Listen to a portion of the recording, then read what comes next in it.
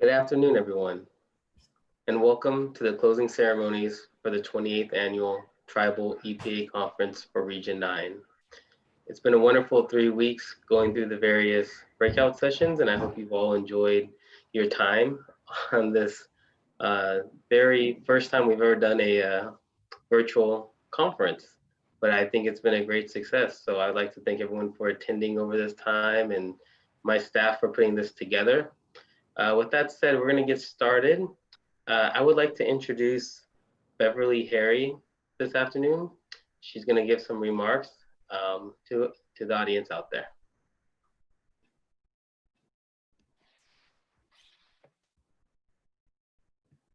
Can everybody hear me? Mm-hmm. Yes. Yeah, okay. Good afternoon. I would like to thank the Environmental Protection Agency, Region 9, and the Regional Tribal Operations Caucus for allowing Norm to have like the few minutes that we have to, thank all of the people who have really supported us within, these last 12 weeks after we lost him. We lost him on August 11th. And it seems like it was, last week.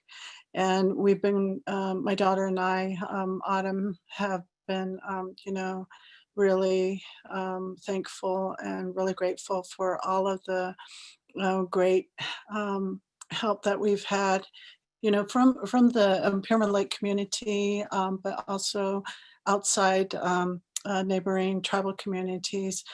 Just an amazing amount of respect for Norm. We just miss him so much. He's with us, every day, and we pray for him every day. And we know that we are here. He's not. And so we continue to pray for him, and we ask that you pray for him as well. I also want to,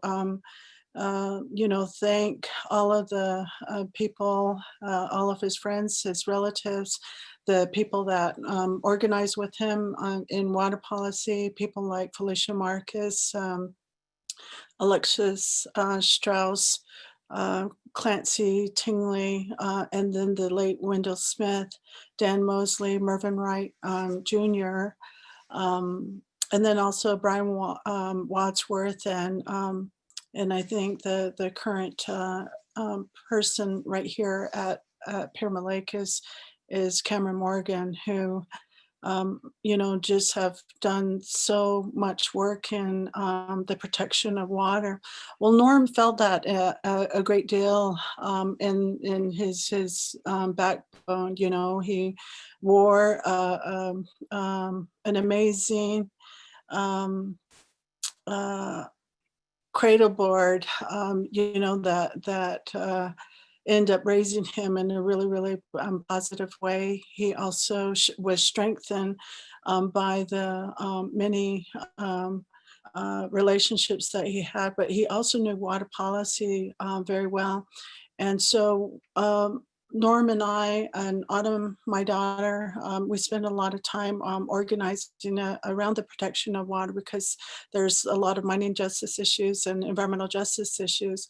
So in addition to, his work with the Washoe tribe, the Walker River Paiute tribe, Yamba, and then the Bishop community, there were so many tribes that he organized with, and then also pushed forth, some of their initiatives, the projects that they were working for, had taken in a lot of, or brought in a lot of money, wrote a lot of grants.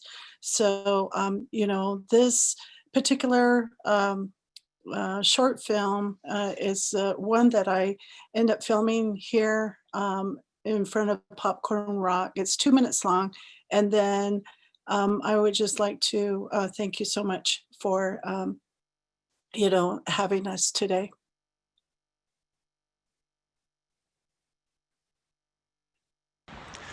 Hi, my name is Norman Harry. I'm a member of the Pyramid Lake Paiute tribe, And as you can see, we are at the mouth of Pyramid Lake today. I was asked to say a few words on why it's important to watch this video.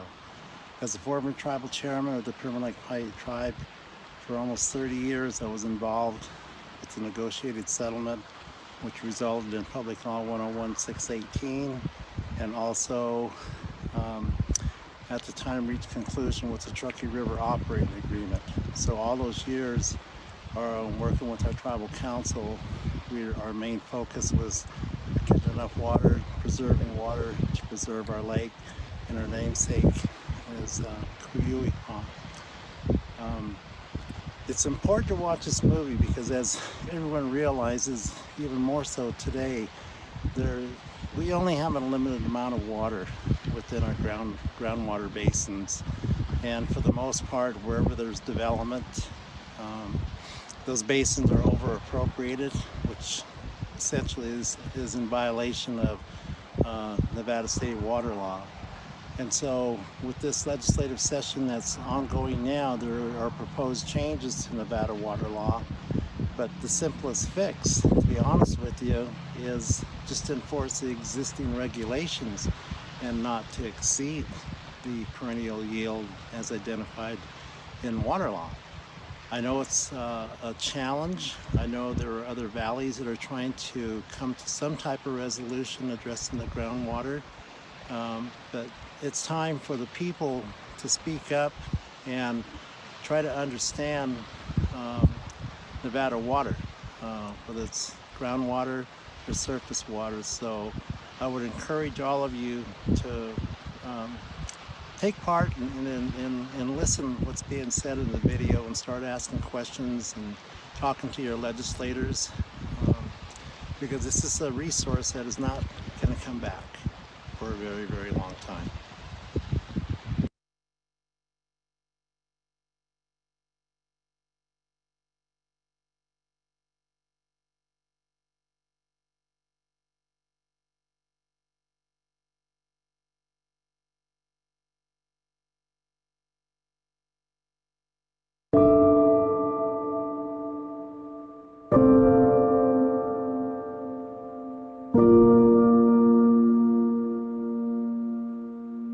We're getting all these different messages, like we're being attacked. It's cold, it's so cold. They were being hit with water cannons and rubber bullets, and it was just mayhem. But we heard that, the people that were hurt really bad were being sent to the hospitals. One by one, you could see people coming in, limping in. It looked like people off of a war field. It was so real, and it hurt. And I think it still hurts.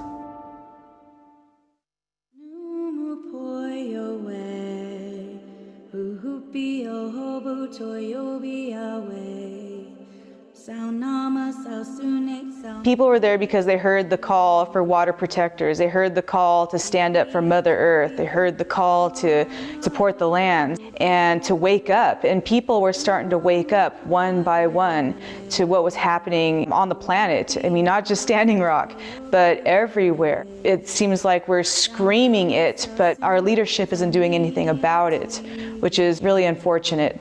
So it took some learning and really looking in the mirror. You have to look at yourself. What am I doing with this issue? How am I saving the planet? Or what am I doing? Because it's not just Standing Rock. It was not just this one pipeline. What are we doing here?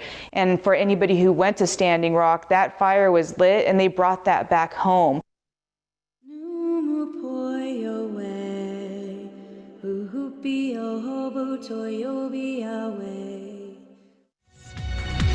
For 29 years, the Southern Nevada Water Authority has pursued plans to unleash a massive, unprecedented 300-mile-long pipeline and pumping system to suck billions of gallons of groundwater from under rural Nevada. The $1 billion project became a $2 billion project, and today is a $15 billion project. Federal studies show a lower water table could create a huge dead zone in rural Nevada, where plant and animal life would be wiped out.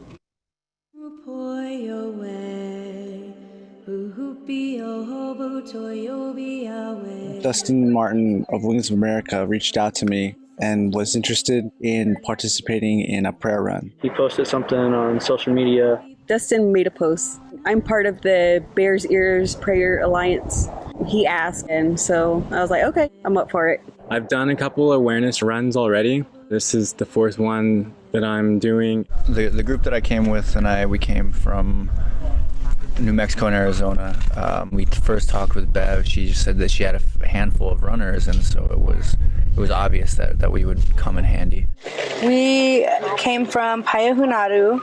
I was really nervous because I've never been on a run before. I'm not really a runner. I'm a hiker. And I was a bit nervous because I didn't know I was coming until a few days before. Nervous feeling because, what we're doing is going against a big organization that's needing water for people that are not there. We're also blessed to have one of the Shoshone elders of that area come along with us and pray over us, because this is their area. They utilize the mountains and the pine nuts and harvesting the animals. This is their livelihood. If this water was to disappear because of customers for $1, it's like, then what? All these people are without water.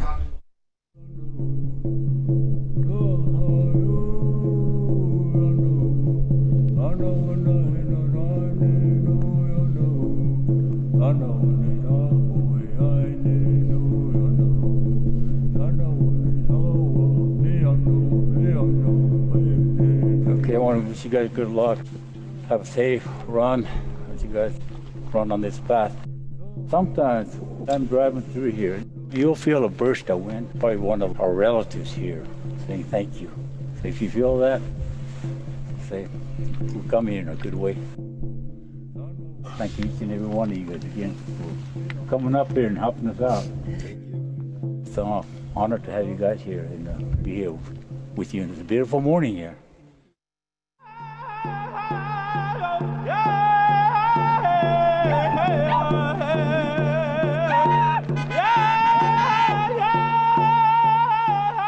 The main thing is just bonding, getting to know the other runners from Nevada, California, and hearing their stories and relating it to my tribe as well. One of the things that a lot of people don't realize is a lot of tribes a long time ago didn't really get along with each other.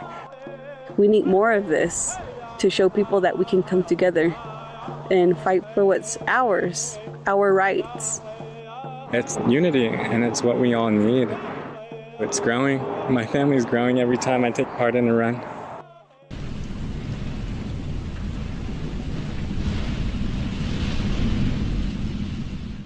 I think of Payahunadu, also known as the Onzali, where I come from, and how this exact same thing happened in our territory. This journey really resonates in my heart because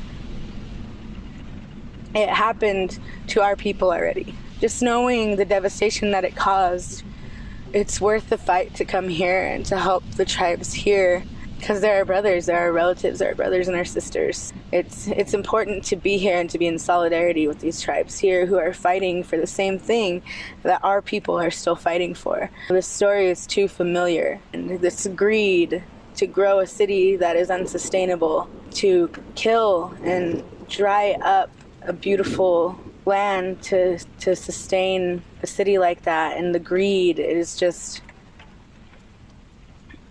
I can't even really say what it is.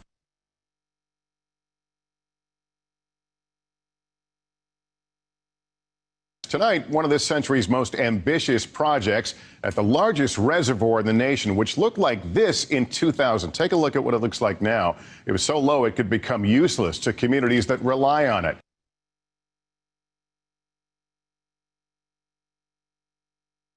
Clark County is asking the federal government to allow commercial and residential development on public land. Some 44,000 acres are at stake. The Southern Nevada Water Authority has been pursuing this project for 29 years, and there was little reason to think they would stop today. It's an ongoing situation with the Native Americans and maybe other people. If it ain't about land, it's about water. It feels like it's ongoing, and all that it's for is money. You ask if what we achieved is going to make a difference in legislation or popular opinion about whether or not the water grab should happen, and truthfully, I don't know if it will. This is not the Kickstarter of legislation per se. We're not going to raise votes, or we're not going to sway popular opinion, but that was never my aim.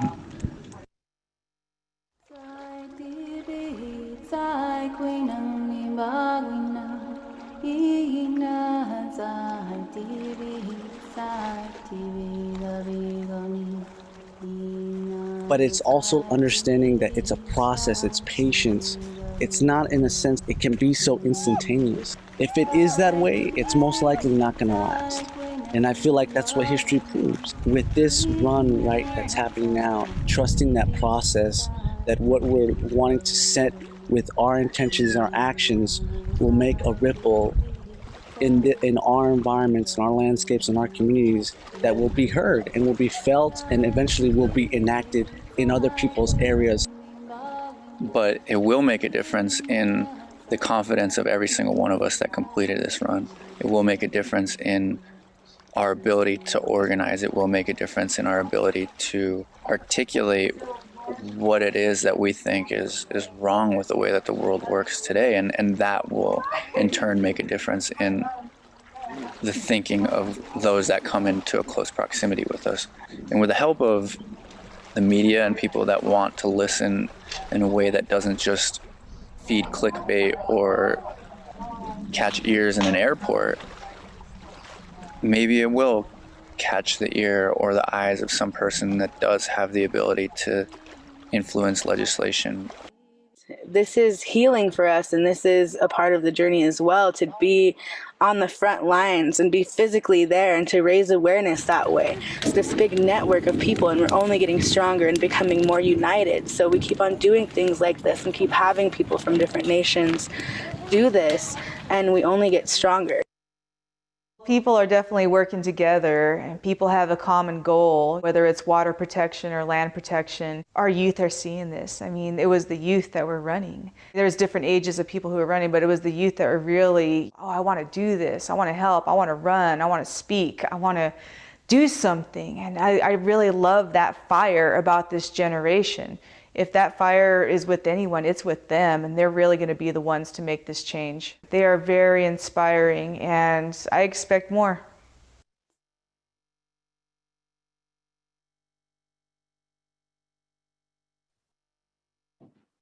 Great, thank you. That was a truly inspiring video.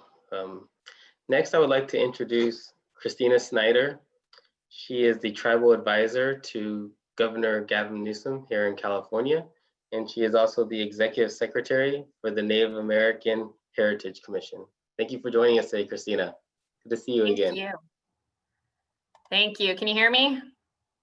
It's the endless Zoom question. Well, good afternoon, everyone, and it's my pleasure to join you for this year's Tribal EPA Region 9 conference.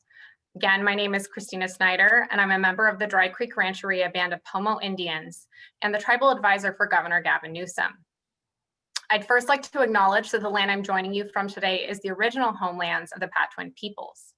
I also want to thank this team for bringing us all together while so many of our community members are struggling with the impacts of COVID-19 and wildfire. I'm joining you today on behalf of Governor Gavin Newsom, and I'm excited to share with you some of the important initiatives he has forwarded in his time in office and the lens through which we view California Native peoples in this work. During his time in office, Governor Newsom has demonstrated a developed understanding of the complex issues facing California Native Americans and a willingness to do better. The governor's approach in doing this work is grounded in the history of this state and its treatment of California Native Americans since its inception. The lens through which the Newsom administration views all of our work is that all Californians are best served when our systems, laws, and policies reflect the diversity and richness of all cultures in California. And we have to approach this work through a lens that fully and honestly accounts for everything these diverse populations have experienced up to this point, or else the state risks making the same mistakes in more insidious ways. In working from this viewpoint, the state is in a better position to address current and ongoing systemic problems in engaging and integrating California Native Americans and their valuable contributions by taking a critical and honest look at the historical root for these issues and the state's role in that history. As many of you are very aware, the state has a long history of ignoring, disregarding, or excluding the California Native experience and peoples from its work across issue areas. Part of this likely has to do with acknowledging the truth of the California experiment, that there were rich and diverse Native populations up and down the lands that now make up the state of California, and that they did not just disappear when Americans discovered gold. Instead, these populations were in the way of new Californian wealth, either because they were physically located in resource-rich areas, or they shepherded and managed lands in a way that stood in the way of environmentally destructive resource extraction practices that we're still dealing with today, leaving chemical waste, scarred mountains and riverbeds, and erosion of our most valuable culturescapes. At the time, the privileged few decimated California Native people and their relationships with these places that served as orchards, nurseries, parks, homes, shopping centers, and places of worship since time immemorial in the name of creating a new golden state, absent of what came before. To accomplish this, early Californians removed Native people from their ancestral lands, either through active massacre or physical relocation, legislated California Native people out of their role in managing these lands, and set out to reimagine environmentalism based on tried and true practices from Europe and the East Coast. The consequences of this shift in narrative and the important importation of rules and practices in an environment where they're largely irrelevant and were developed while actively suppressing the insights of the people in the best position to know this land and its quirks are being starkly felt throughout the state today. The state is now in a position to work to address these long-term injustices, make space for Native people, and reorient how we think about our collective environment. In June of last year, the governor issued an executive order apologizing on behalf of the state of California to California Native Americans for the state's role in the genocide of California Native Americans. In addition to apologizing, the executive order established a California Truth and Healing Council, which is responsible for bearing witness to, recording, examining existing documentation of, and receiving California Native American narratives regarding the historical relationship between the state and California Native Americans, in order to clarify the historical record of that relationship in the spirit of truth and healing. The council works in consultation with California Native American tribes to shape the overarching focus and develop the work of the council, and it will endeavor to accurately represent the diversity of experience of California Native Americans within the state. Of particular relevance to this conversation, it's possible that the council could examine the systemic and intentional destruction of Native ancestral lands and resources as part of its work. And the council has been authorized to examine and make recommendations aimed at reparation and restoration. The Native American Heritage Commission, where I also serve as executive secretary, has just released a mapping tool that will be critical to the Truth and Healing Council's work. Created in partnership with the California Department of Parks and Recreation and with financial support from the DRAM antitrust settlement, the Digital Atlas of California Native Americans is a free online tool to help students and the public visualize California before, during, and after European occupation, with a focus on the Native American experience. The Digital Atlas also links to primary source evidence presented by Benjamin Madley in his 2016 book, An American Genocide, which catalogs the depredations committed by early Californians and state actors against California Native Americans. Californians can use the Atlas to learn more about the acts committed in their own communities. The Digital Atlas brings to life the rich diversity, histories, and cultures of California Native peoples and the places they have called home since time immemorial. We hope to continue to support and expand this tool to incorporate information as it's received by the council, which could include primary source materials and testimony on the systemic and intentional destruction of Native ancestral lands and resources by early state actors. It also has map overlays, so you can see how natural resources have changed over time due to the actions of early state actors, like diversion of rivers, damming, and other actions. I'd like to briefly touch now on the recent policy issued by the governor on Native American ancestral lands, which tiers from the governor's executive order, because it really is the anchor for all of the work moving forward to revive and reintegrate Native Americans, their experiences and knowledges into their ancestral spaces, and seeks to amplify the work the state has been able to do up to this point in working in partnership with California tribes.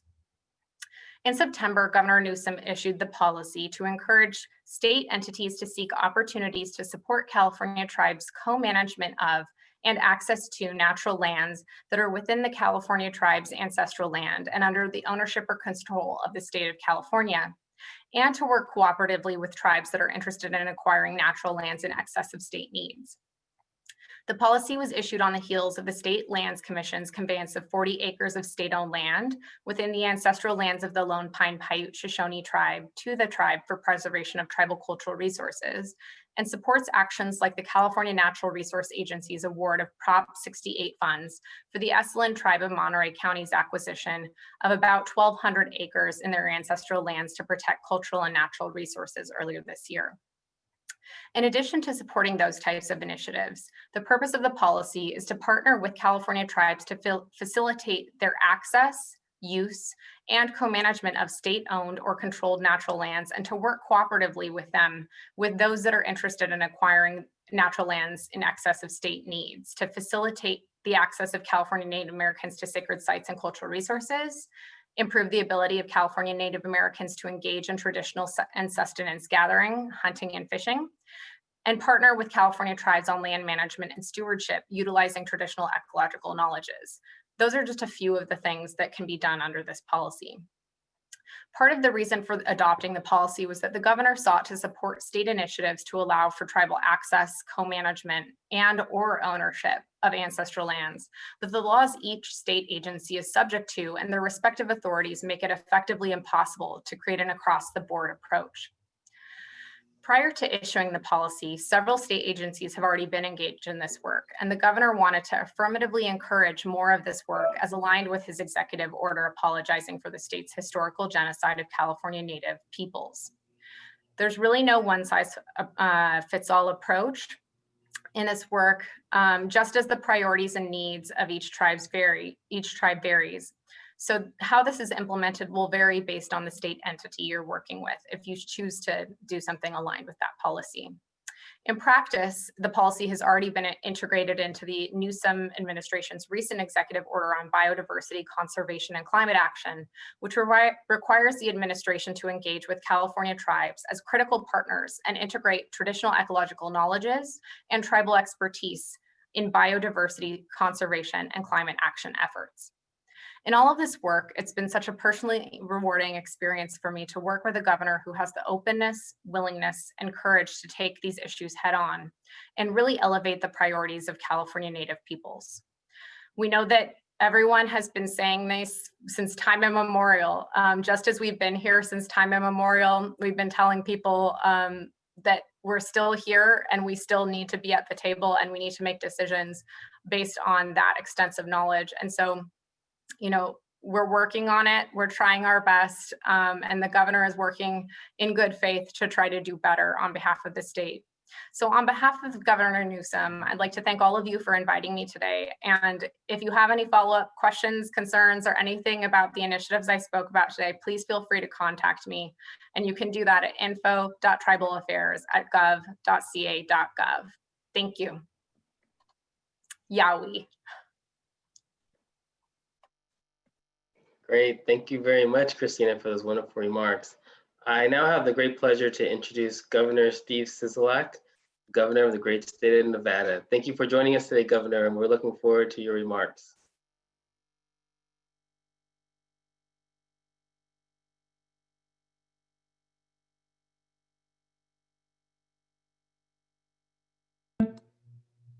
Can you hear me? Yes. Yes, you can? Yeah, we can hear you. Okay, thank you. Thank you to the organizers for putting this together. It's an honor to be with you today for a few minutes to make a few remarks. I'm grateful to be able to share with you how the state of Nevada is working to improve consultation and cooperation with our tribal nations. I'm proud of the work that my administration is doing to support Nevada's 27 federally recognized tribes, colonies, and bands during this unprecedented public health and economic crisis that we are in currently. And I'm so grateful to have Stacy Montoux serving as the executive director of the Nevada Indian Commission. Stacy is a member of the Walker River Paiute Nation, is a terrific asset in helping to improve the policies of the state and ensure that tribal voices are heard and listened to. When this pandemic started, I sat down with the leaders of several Nevada tribal nations to ensure that the state was doing what it was needed as a partner in these communities.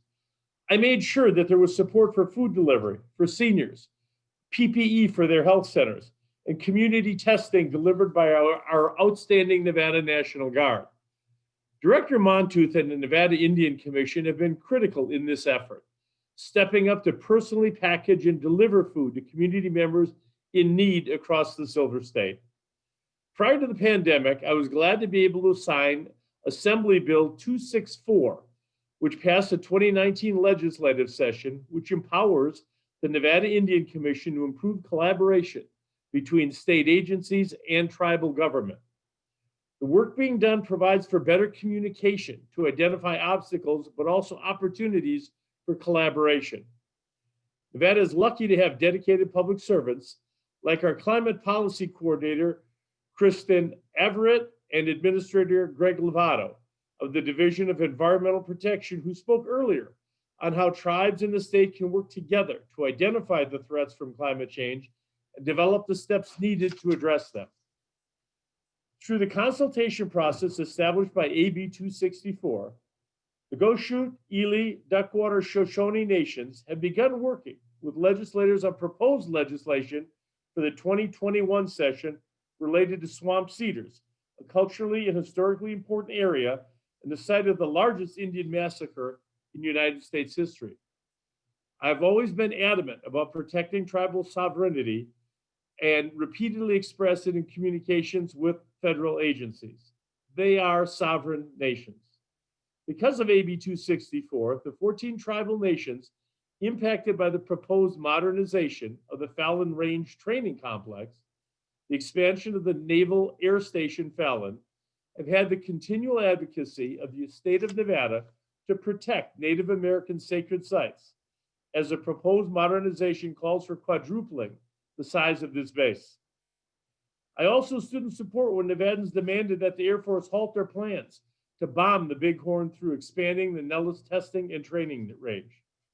My administration works hard to ensure we take tribal perspectives into consideration as policy is developed, and I ask that federal agencies operating in Nevada do the same. I am glad that because of AB 264, the Moapa Band of Paiutes this year signed onto a memorandum of agreement and a resolution to resolve adverse effects to historic properties with the Bureau of Land Management for the Gemini Solar Project that, when completed, will be the largest solar project in the United States. The actions we have taken to facilitate mail-in voting are some especially needed in the tribal communities that are some of our most remote areas. We cannot ignore the troubled history of tribal relations in Nevada or our nation, but we can continue to improve and to grow, addressing the injustices of the past, present challenges, but we cannot avoid the difficult steps needed to be taken. This is why it was such an honor when we opened the Stewart Indian School Museum and Cultural Center after the renovation to teach Nevadans and visitors about how past and how it shapes our future. And it was a pleasure to be at the Stewart Indian School with my wife. We thoroughly enjoyed the time that we were able to spend there. Thank you all for having me and giving me the opportunity to say a few words.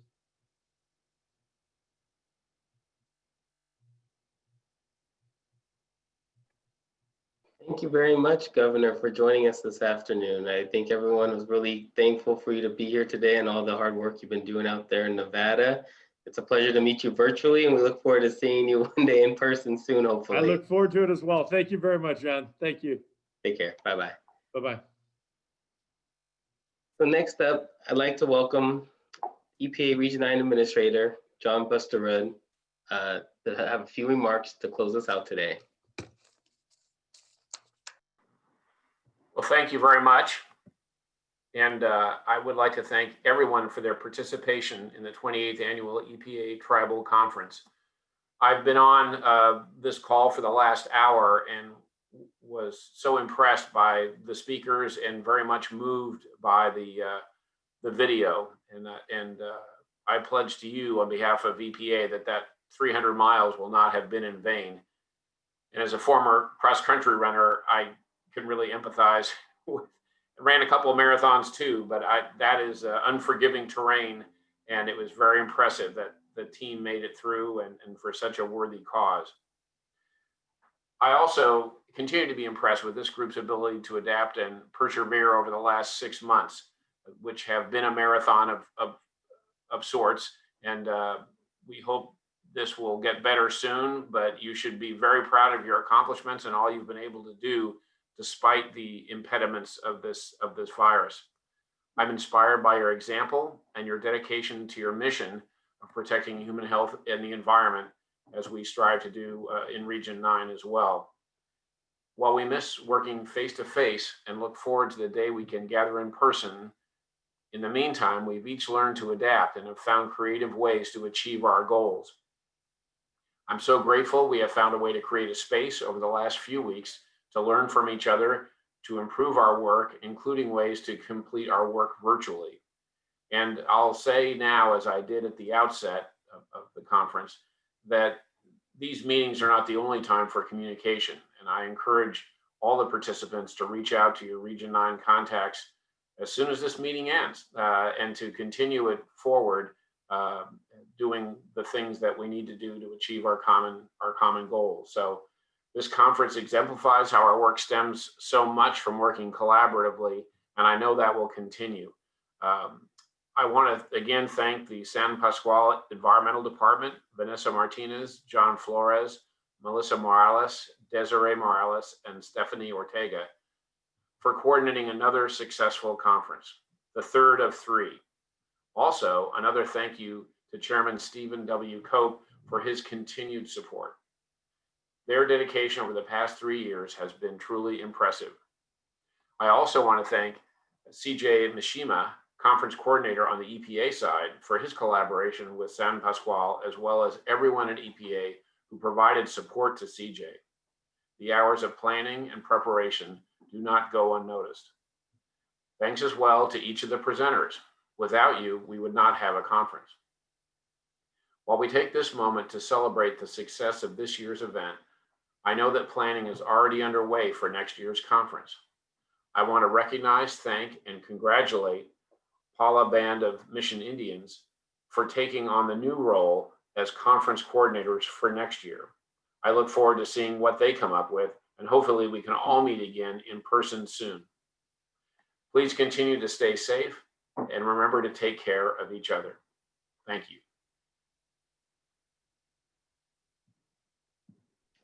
Great. Thank you very much, John. In closing, it's been a wonderful 4 years hosting this conference or co-hosting this conference with EPA. My staff and I, we've done good. I want to congratulate my staff on doing a great job. We didn't think it would end like this on a virtual setting in a virtual conference, but it was exciting to do it. It was definitely different than what we had planned at the beginning of the year, but we were able to pivot and provide what we think was a very strong virtual conference in a virtual setting. And we'd like to thank everyone that participated throughout the last 4 years to help us each year bring this conference to everyone in Region 9, everyone on our planning committee from the various tribes that have participated throughout the years. Rob Roy from La Jolla has been a part of them every year. I'd like to thank you, Rob, for your help and everyone else out there that's assisted. Like the RA said, we're passing the baton on. We're going to digitally pass this on to Shasta and Paula and her team, but we will be there for you, Shasta and Paula, to help you out throughout the year. We're not too far away from you, and you can always pick up a phone and call us. Yeah, so with that said, it's been a wonderful experience, a wonderful 4 years. I really hope people enjoyed the conference this year.